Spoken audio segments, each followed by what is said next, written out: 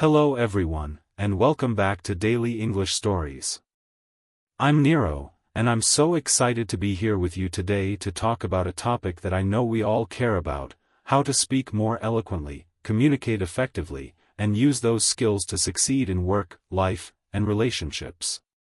Have you ever noticed how some people just have a way with words? They effortlessly draw others in, win people over, and make everyone pay attention to them. For example, when you're hanging out with a group of friends, it's usually the person who knows how to talk that steers the conversation, making everyone laugh or nod in agreement. Or in a work meeting, when someone needs to step up and speak on behalf of the team, those who are great communicators always leave us feeling reassured and impressed. So, what's their secret? Are they just born with it? Or is it something that anyone, yes, even you and me, can learn and master? Today, I'm going to answer that question by sharing some incredible tips inspired by a famous book called The Dignity of Words, by Lee Ki Chul, a man who wrote speeches for the President of South Korea and is a top expert in communication. I'll break down the key ideas, share real-life stories, and give you practical tips you can start using right away. Plus, if you're learning English with Daily English Stories, this is a perfect chance to boost both your communication skills and your language abilities at the same time. So, grab a glass of water, maybe a notebook if you like jotting things down, and let's dive into this journey together. Oh, and before we get started, if you find this video helpful, don't forget to hit like, subscribe to Daily English Stories, and turn on the notification bell so you never miss a new video. Alright, let's get going. First things first, let's tackle a big question: why does speaking eloquently matter so much? Do you agree with me that in life, our words are the bridge that connects us to others? Whether it's a casual chat with a friend or an important speech at work, the way we talk doesn't just show who we are, it also shapes how people see us and treat us. Picture this: you're in a group meeting, and everyone's debating a new idea. Suddenly, your boss asks you to stand up and share your thoughts. If you can express yourself clearly, confidently, and smoothly, people will listen to you, respect you, and maybe even agree with you. But if you stumble over your words, ramble without a point, or worse, stay silent because you're too nervous, that chance to shine slips away. That's exactly why people who are good at speaking tend to have an advantage. They know how to turn words into a tool for opening doors to success. But here's the cool part: it's not always something they're born with. Sure, some people might have a natural knack for it, but if you look closely, you'll notice that eloquent speakers often share certain skills, little tricks they've practiced over time. And the best news? Every single one of us, you, me, everyone, can learn these skills too. Today, I'm going to walk you through 4 big secrets I picked up from The Dignity of Words, complete with stories to make it all click. Are you ready? Let's jump into the first secret. The first secret might sound a bit surprising: in communication, silence can sometimes be more important than speaking. Are you shocked? We often think that being a great communicator means talking a lot or saying brilliant things, but the truth is, someone who knows when to stay quiet and listen is the real master of conversation. Think about it: when you're talking to someone, what makes you feel most at ease? It's when they actually listen to you, right? When they care about what you're saying. On the flip side, if they just keep talking about themselves without giving you a chance to speak, how do you feel?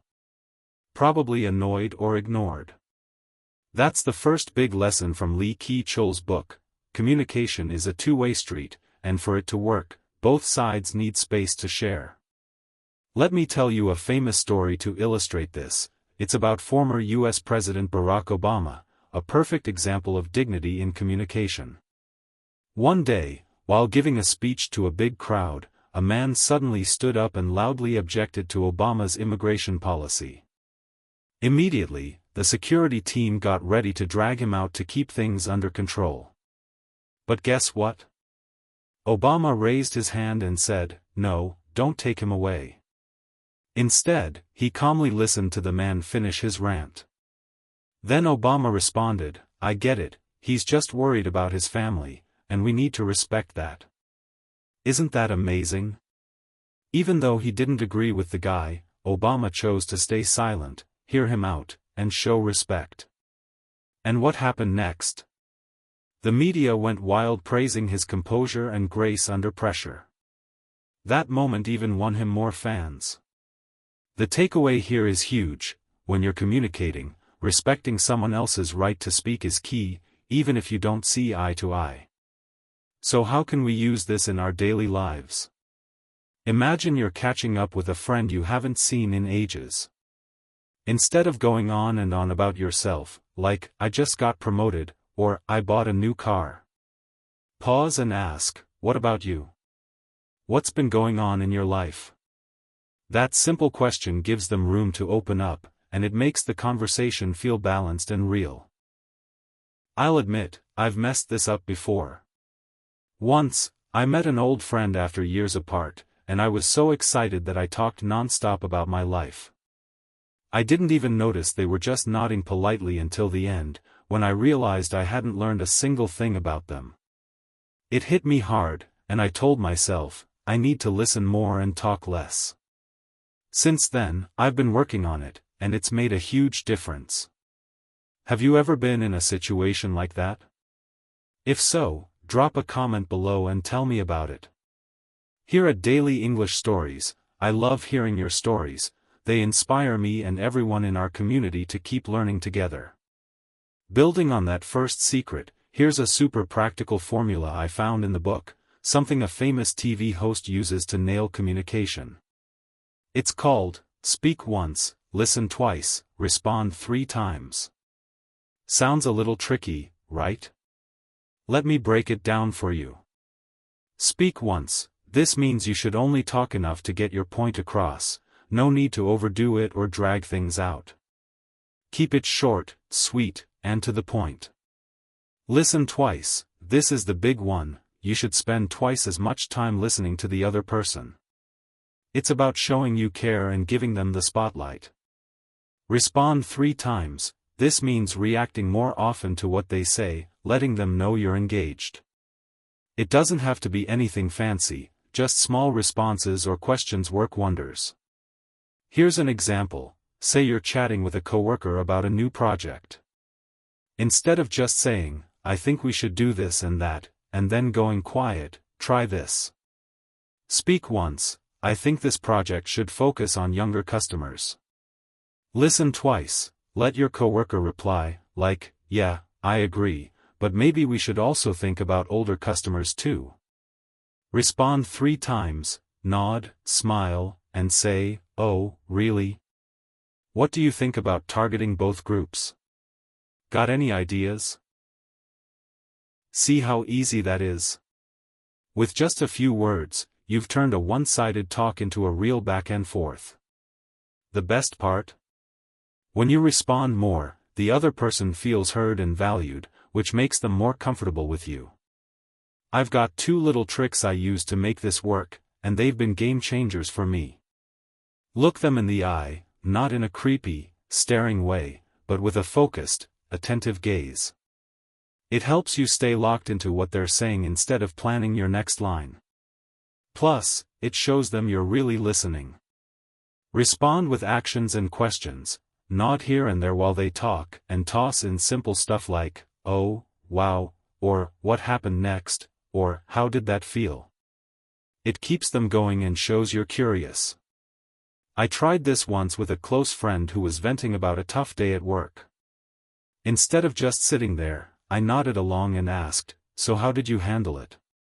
She lit up, kept talking, and later thanked me for being such a good listener. That small shift made our chat so much better. Why don't you give this formula a shot over the next week and see how it goes? If you get some cool results, come back to the comments on Daily English Stories and let me know. I'd love to hear about it. Now let's switch gears a bit. How do you speak effectively when you're the one taking the lead? Think about times like giving a presentation, speaking up in a meeting, or even answering questions in a job interview.